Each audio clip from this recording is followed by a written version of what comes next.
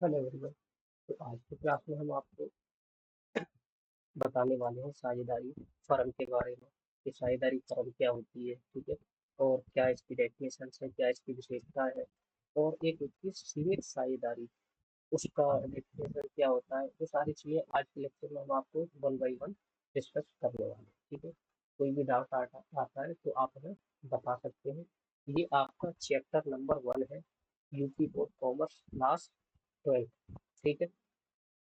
पहला चैप्टर है हमारा, जिसमें सबसे पहले हम बात करते हैं साझेदारी की डेफिनेशन क्या होती है, ठीक है। साझेदारी की डेफिनेशन सिंपल सी बात करें हम, तो साझेदारी का मतलब होता है जब दो या दो से अधिक व्यक्ति आपस में मिलकर एक एग्रीमेंट करते हैं। क्या करते हैं? एक एग्रीमेंट करते करें तो हम ये कह सकते हैं कि एक समझौता करते हैं। वो समझौता उनका कैसा होता है? वो होता है लॉफुल बिजनेस, यानी कि किसी वैध व्यवसाय को करने के लिए। ऐसा नहीं है कि हम कोई भी इलीगल एक्टिविटी करने के लिए चार लोग मिलकर कोई भी काम करें। जैसे कि क्या होता है, आपने कई सारे केसेस ऐसे देखे होंगे कि दो लोगों ने मिलकर किसी व्यक्ति का क्या कर दिया, मर्डर कर दिया, है ना। तो वो सारी चीजें एग्रीमेंट जो करे जाते हैं, वो आपस में समझौते तो करे ही जाते हैं, बट उसको हम साझेदारी नहीं कह सकते। क्यों नहीं कह सकते? क्योंकि उनके बीच में वो एक जो एग्रीमेंट हुआ था, यानी कि एक जो समझौता हुआ था, वो वैध नहीं था, यानी कि लॉफुल नहीं था। तो सिंपल सी बात है कि कोई भी एक ऐसा एग्रीमेंट जो लॉफुल हो, है ना, जो लीगली हो, उसको करने के लिए जब व्यक्ति सहमत होते हैं आपस में, है ना, दो या दो से अधिक, तो उसको हम क्या है, साझेदारी कहते हैं। यानी आपस में वो लाभ हो या फिर हानि हो, उसको बांटने के लिए सहमत हो जाते हैं, ठीक है। उसको हम पार्टनरशिप या फिर साझेदारी कहते हैं।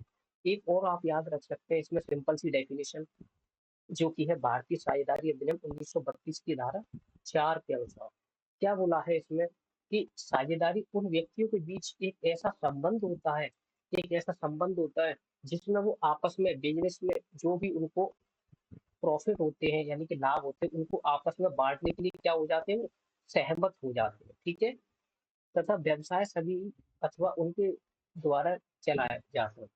जैसे सिंपल सी हम बात करें कि मान लीजिए ए, बी और सी, डी, चार लोग एक कोई भी फर्म स्थापित करते हैं जिसका नाम है एबीसी, एबीसी लिमिटेड, ठीक है। अब होता क्या है, लास्ट वाली लाइन को ही मैं आपके सामने एक्सप्लेन कर रहा हूँ कि जरूरी नहीं है कि चारों लोगों ने कोई भी बिजनेस स्टार्ट किया है तो ये चारों ही लोग बराबर की मेहनत करेंगे, ठीक है। ऐसा नहीं होता है। जो व्यक्ति ज्यादा मेहनत करेगा उसको उस हिसाब से एक्स्ट्रा सैलरी वगैरह, कमीशन वगैरह मिलता रहता है, ठीक है। तो या तो चारों व्यक्ति चलाए या फिर चारों व्यक्ति, कोई भी एक या दो व्यक्ति भी उस बिजनेस को रन कर सकते हैं, ठीक है। तो ये तो हो गई इसकी डेफिनेशन, ठीक है। अब एक एग्जाम्पल के थ्रू और समझते हैं हम कि दो या दो से अधिक व्यक्ति मिलकर कोई बिजनेस शुरू करना चाहते हैं, ठीक है, कोई व्यवसाय शुरू करना चाहते हैं, और पहले से ही वो लाभ और हानि को कैसे बांटा जाएगा उसके लिए भी सहमत हो जाते हैं, ठीक है। एक दूसरे की ओर से कार्य कर सकें वो, है ना। तो उसी को हम क्या कहते हैं, साझेदारी कहते हैं। इसमें जो है की पॉइंट लिखे हुए हैं कि बिजनेस को शुरू करते हैं वो, पहले से ही लाभ हानि को कैसे बांटना है उसके बारे में वो बात कर लेते हैं, डिसाइड कर लेते हैं, और एक दूसरे की ओर से कार्य क्या करा जाएगा क्या नहीं, वो सारी चीजें भी पहले ही डिसाइड कर ली जाती है। जैसे कि एक एग्जांपल लेते हैं, एक राहुल था और अमित, इन्होंने मिलकर 5 लाख रुपए लगाकर एक क्या करा, एक फर्नीचर का बिजनेस स्टार्ट किया। क्या करा इन्होंने? एक फर्नीचर का बिजनेस स्टार्ट किया, जिसमें राहुल ने तो लगाया था 2 लाख रुपया और अमित ने लगाया था 3 लाख रुपया, ठीक है। तो अब आपस में ये सहमत हो जाते हैं कि हमारा जो प्रॉफिट या फिर जो लॉस होगा उसको हम बांटेंगे 2:3 में, ठीक है। और उस वर्ष मान लो 5 लाख रुपए इन्होंने प्रॉफिट कमा लिया। जैसे कि एक एग्जाम्पल हम इसी के आधार पे लेके चलते हैं, इन्होंने क्या करा था, इन्होंने 5 लाख रुपए लगाकर एक बिजनेस स्टार्ट किया था, ठीक है, 5 लाख लगाकर। इस 5 लाख में इन्होंने क्या करा कि 50,000 रुपये अर्न कर लिया इन्होंने, है ना। वर्ष 26 की ही बात करते हैं, ठीक है। वर्ष 26 में इन्होंने 50,000 रुपये अर्न कर लिया। अब इन्होंने क्या कहा था कि 2 और 3 में हम जो भी लाभ लाभ या हानि होगी उसको बांटते रहेंगे, ठीक है। अब माना कि इनको प्रॉफिट हो गया 50,000 का, जो इन्हें 50,000 का प्रॉफिट हुआ है, अब ये उसको क्या करेंगे आपस में, ये आपस में उसको डिस्ट्रीब्यूट भी करेंगे, है ना। तो जब ये आपस में उसको डिस्ट्रीब्यूट करेंगे तो 2 और 3 के अनुपात में करेंगे।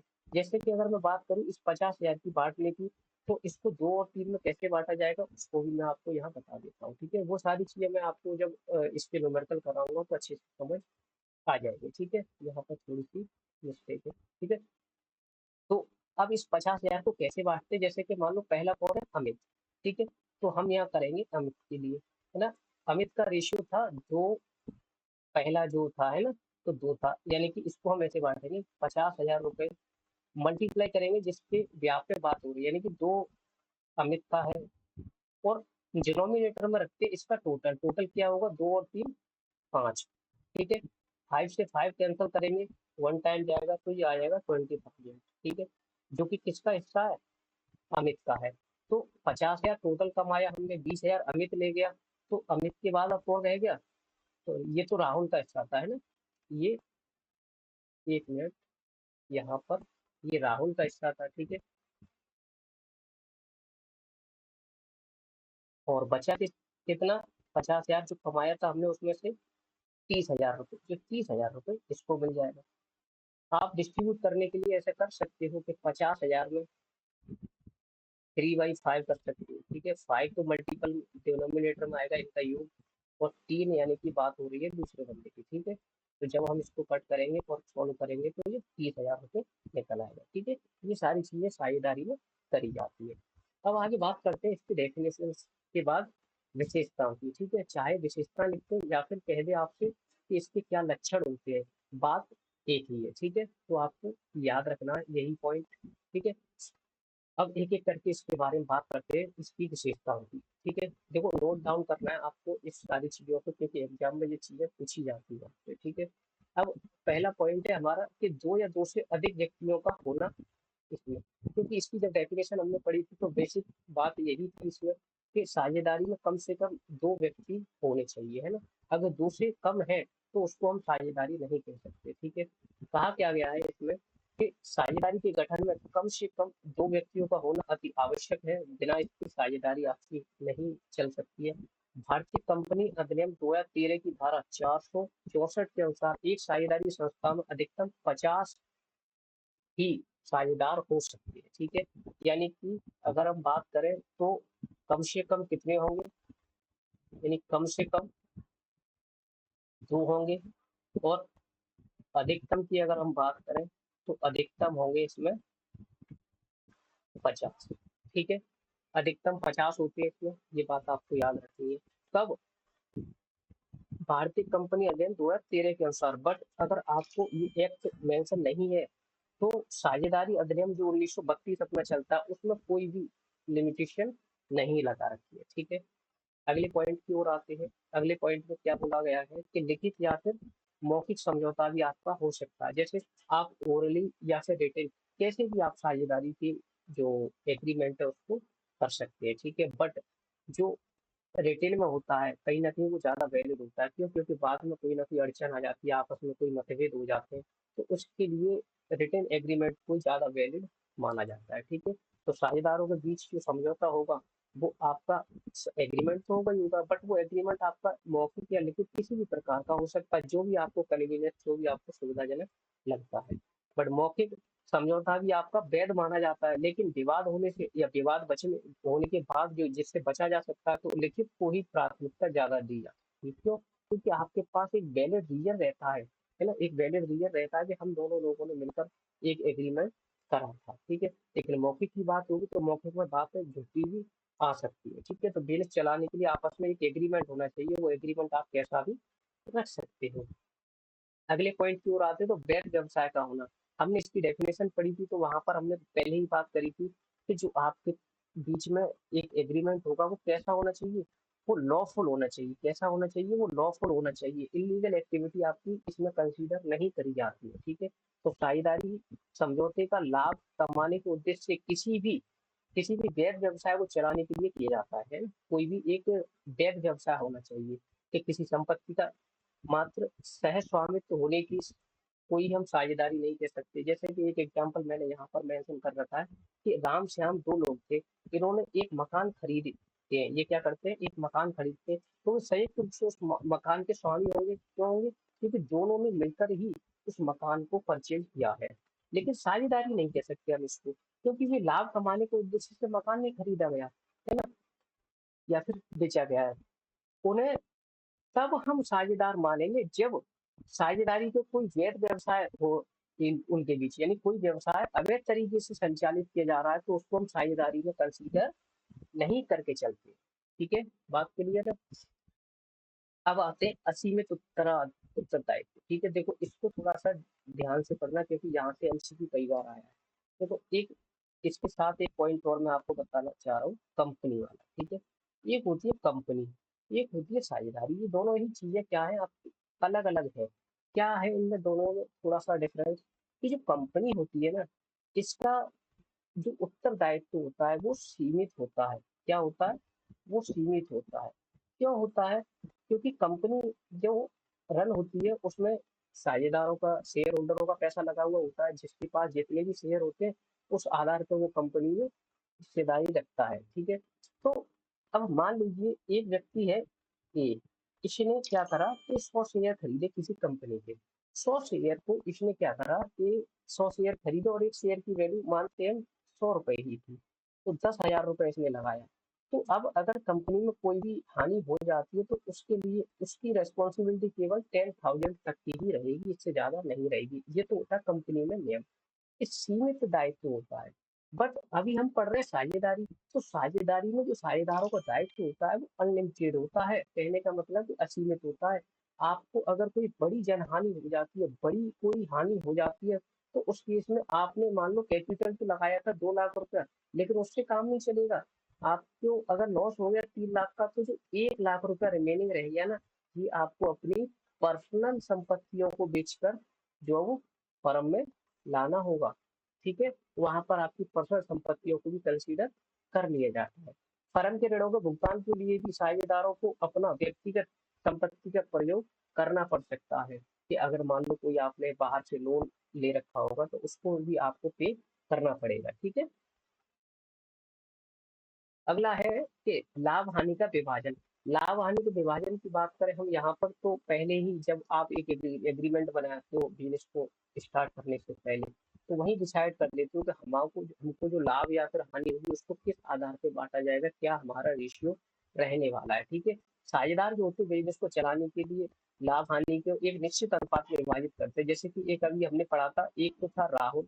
ठीक है, राहुल के साथ एक था अमित, जिन्होंने पहले ही जब बिजनेस स्टार्ट किया था तो यहाँ पर 2:1 की बात कही थी। तो ऐसे कुछ रेशियो यहाँ पर डिसाइड कर लिए जाते हैं।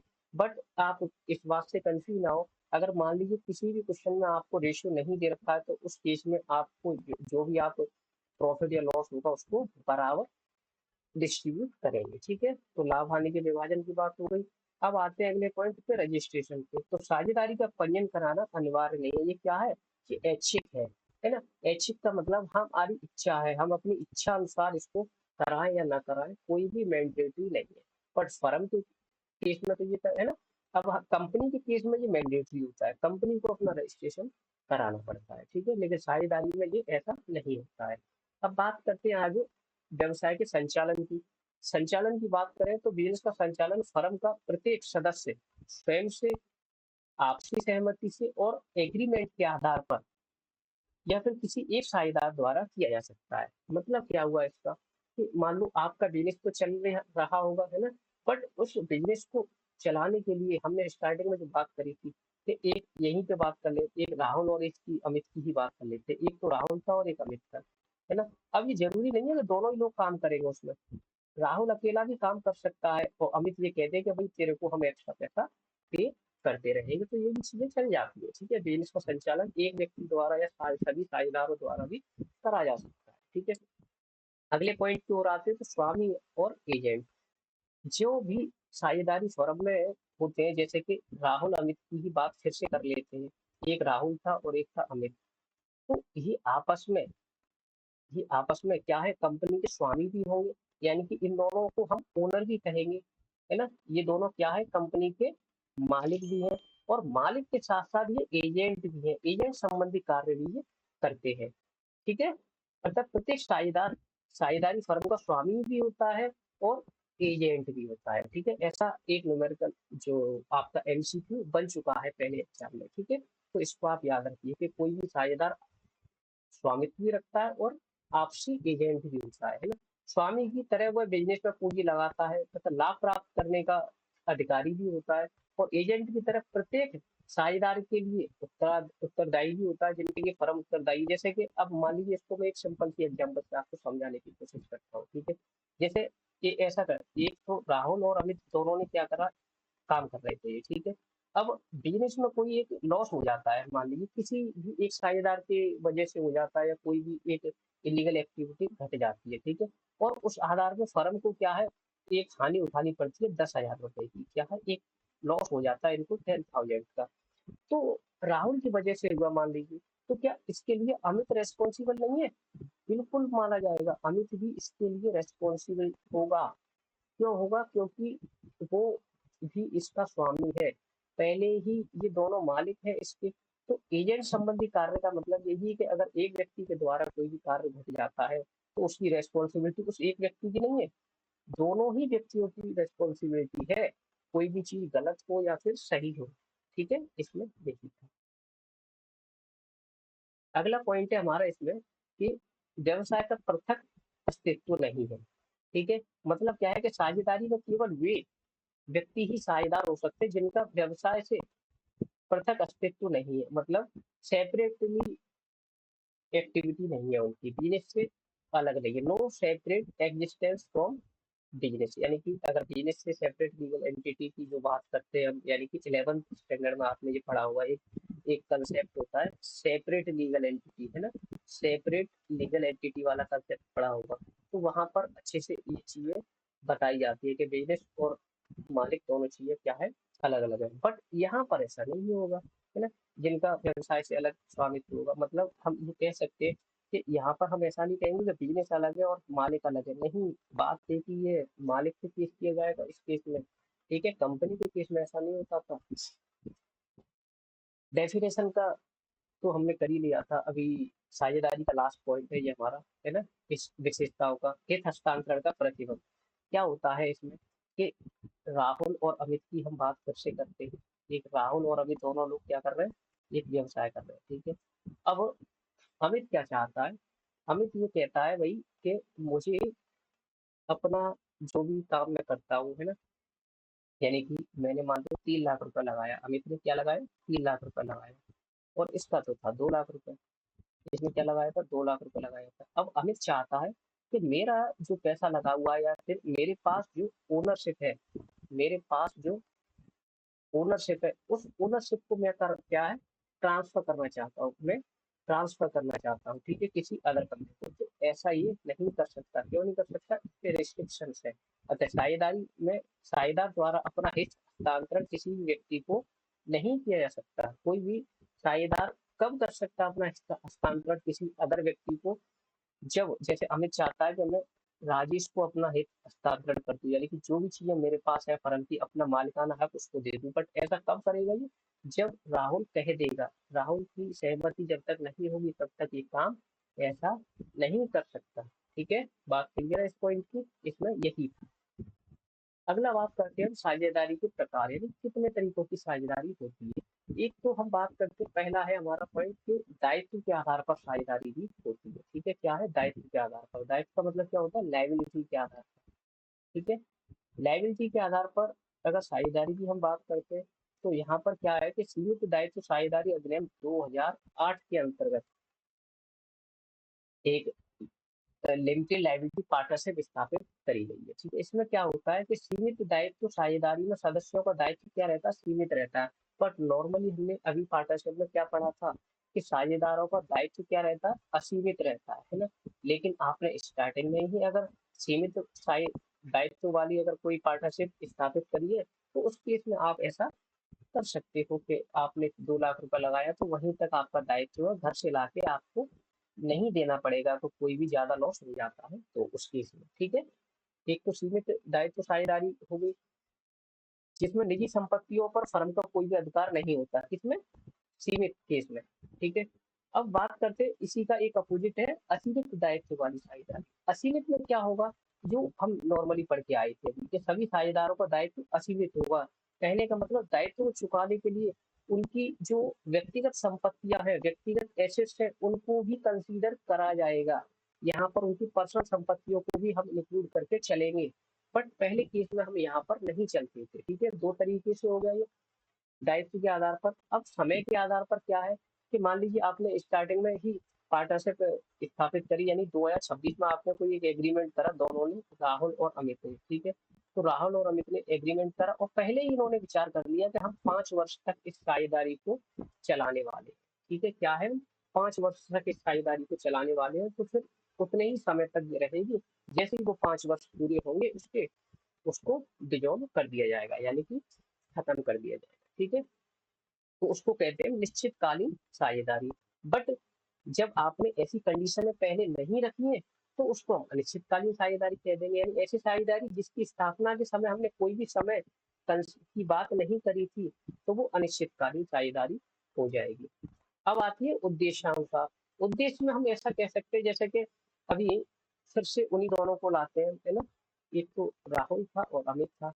जब इन्होंने साझेदारी बनाई थी तो इन्होंने एक बात सोची थी कि ऐसा करते हैं, हम एक प्रोजेक्ट पर काम करते हैं, है ना, हम एक प्रोजेक्ट पर काम करते हैं और जैसे ही हम उसको क्या है अचीव कर लेंगे, यानी कि हमारा जो है वो एम पूरा हो जाएगा, फिर हम आगे कंटिन्यू नहीं करेंगे अपना बिजनेस, उसको फिर हम फिनिश कर देंगे। ठीक है, तो ये उद्देश्य एक था उनके मन में, है ना।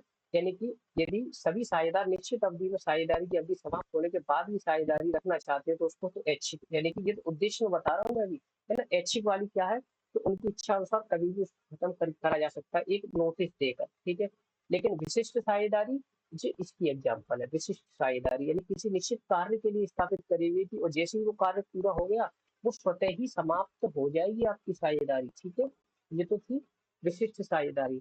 और ऑप्शनल में क्या है कि अपनी इच्छा अनुसार कभी भी उसको खत्म हम कर सकते हैं। ठीक है, अब आते हैं वैधता के आधार पर। वैधता के आधार पर क्या है कि लीगल साझेदारी अधिनियम स्थापित होना चाहिए, मतलब क्या है कि एक वैध होनी चाहिए हमारी साझेदारी। अवैध कौन सी होती है फिर, अवैध में ये सारी चीजें आती हैं, जैसे कि गैर कानूनी अगर हमारा उद्देश्य है ना, हमारा उद्देश्य असले बारूद बनाने का, है ना, गोले बंद गोले बनाने का, तो ये सारी चीजें साझेदारी में कंसीडर नहीं करी जाती। दो या दो से कम साझेदार हो जाए, दो से कम साझेदार हो जाए या 50 से अधिक हो जाए तो वो भी हम इसमें कंसीडर नहीं करेंगे। यानी वैधता के आधार पर बात करिए। और हम जब कोई भी बिजनेस सरकार की नीति या फिर अंतर्राष्ट्रीय नीति के क्या हो विरुद्ध हो तो उसको भी हम जो हो नहीं चला सकते। या फिर कोई शत्रु देश के नागरिक को साझेदार हमने बना लिया, मान लो कि अभी हम बात करते हैं यहाँ पर भारत और पाकिस्तान की। ठीक है, भारत और पाकिस्तान की। अब पाकिस्तान से क्या है, मान लो युद्ध चल रहा है, अभी तो फिलहाल नहीं है ऐसी कंडीशन, लेकिन युद्ध चल रहा है और आपने क्या करा, एक पाकिस्तान के व्यक्ति को ही अपनी फर्म में साझेदार बना लिया, तो वहां पर आपकी साझेदारी को फिर वैधता नहीं दी जाएगी, यानी वैध नहीं माना जाएगा। क्यों नहीं माना जाएगा, क्योंकि उस समय उससे युद्ध चल रहा है, तो वो क्या है, वो शत्रु देश है आपका। ठीक है, ये सारी चीजें। अब आते हैं हम लास्ट टॉपिक पे हमारे, सामान्य साझेदारी और सीमित दायित्व वाली साझेदारी क्या होती है। ठीक है, इसके बाद इस लेक्चर को यहीं पर फिनिश कर देंगे, बाकी की चीजें हम अगले किसी लेक्चर में आप समझाते हैं। ठीक है, तो बात करते हैं सामान्य साझेदारी की और सीमित दायित्व साझेदारी की। सीमित और सामान्य में अंतर क्या होता है, एक सिंपल सा आपको मतलब याद रखना है कि जो सामान्य साझेदारी होती है उसमें तो आपका साझेदारी अधिनियम 1932 से चलता है, लेकिन जो कौन सी सामान्य वाली है ना, सीमित में आपका 2008 रेगुलेशन चलेगा। ठीक है, सीमित दायित्व साझेदारी अधिनियम 2008 चलता है इसमें। ठीक है, जब हमारी सामान्य साझेदारी है तो इसमें हम रजिस्ट्रेशन कराएं अथवा ना कराएं, काम हमारा चल सकता है, ऐच्छिक होता है ये। ठीक है, इसका रजिस्ट्रेशन कराना हमारी इच्छा के ऊपर निर्भर करता है, कराए या ना कराए। बट अगर आपने सीमित दायित्व साझेदारी करिए तो वहां पर आपको उसका पंजीकरण कराना ही पड़ेगा। क्यों कराना पड़ेगा भाई, क्योंकि एक लिमिटेड लायबिलिटी पार्टनरशिप है आपकी, यहाँ पर आपका दायित्व असीमित नहीं है, सीमित है। निर्माण की अगर हम बात करें तो इसका निर्माण इकरार के द्वारा होता है। इकरार के द्वारा मतलब आपस में एक एग्रीमेंट करा जाता है, यहाँ पर एक एग्रीमेंट करा जा रहा है ना। और इसका निर्माण कानून के द्वारा होता है, यानी कि कानून से परमिशन स्टार्टिंग में लेनी होती है। भाई एक बात बताइए, जहां पर आपको रजिस्ट्रेशन कराना पड़ रहा है तो कहीं ना कहीं उसमें कानून का इन्वॉल्वमेंट हो रहा है। लेकिन जहाँ पर रजिस्ट्रेशन कराना हमारी इच्छा के ऊपर निर्भर है, तो यहाँ तो हम आपस में एक एग्रीमेंट करके उसको आगे कंटिन्यू कर सकते हैं, चला सकते हैं। ठीक है। अस्तित्व की बात करें तो इसका अस्तित्व वैधानिक अस्तित्व नहीं होता है। ठीक है, इसका पृथक वैधानिक अस्तित्व नहीं होता, लेकिन इसका पृथक वैधानिक अस्तित्व होता है। ठीक है। अगला महत्वपूर्ण पॉइंट हमारा ये था कि संख्या की बात करें तो इसमें कम से कम 2 और अधिकतम 50 व्यक्ति ही हो सकते हैं सामान्य साझेदारी में। लेकिन सीमित दायित्व साझेदारी में कम से कम 2, जो कि यहाँ पर भी थे, बट इसमें अधिकतम की कोई भी लिमिट डिसाइड नहीं कर रखी है। अधिकतम कितने भी साझेदार आपके इसमें रह सकते हैं। ठीक है। लायबिलिटी की बात हमने स्टार्टिंग में करी थी कि इसमें इनका दायित्व असीमित होता है, यानी कि कोई भी बड़ा लॉस हो गया तो आपकी व्यक्तिगत संपत्तियों को भी यहाँ पर कंसीडर किया जाएगा। ठीक है, व्यक्तिगत संपत्तियों को भी। बट सीमित वाली में ऐसा नहीं है, जितना आपने पैसा लगाया है उतने ही रुपए तक आपकी जिम्मेदारी है कि हम इसमें अपना जो भी लॉस हो गया उसको दे सकते हैं। ठीक है, यानी कि सीमित है इसमें। ठीक है, तो यही था आज के लेक्चर में, बाकी की बातें करेंगे अगले लेक्चर। ठीक है, और कुछ एक नया टॉपिक लेके आएंगे। ये बिल्कुल बेसिक्स है आपका, है ना, चैप्टर नंबर 1 का बिल्कुल स्टार्टिंग पॉइंट है, तो इसको अच्छे से कवर कर लीजिए। ठीक है, बाकी आपका कोई भी टॉपिक रहता है, जैसे कि आप चाहते हैं अगर कोई भी स्पेशल टॉपिक आपको पहले ही करा दिया जाए, है ना, तो वो कर लेंगे, अन्यथा हम 1 बाय 1 सारी चीज़ों को डिस्कस करके चलेंगे। ठीक है, जिससे कि आपको बीच में कोई भी दिक्कत ना आए। ठीक है, थैंक यू सो मच।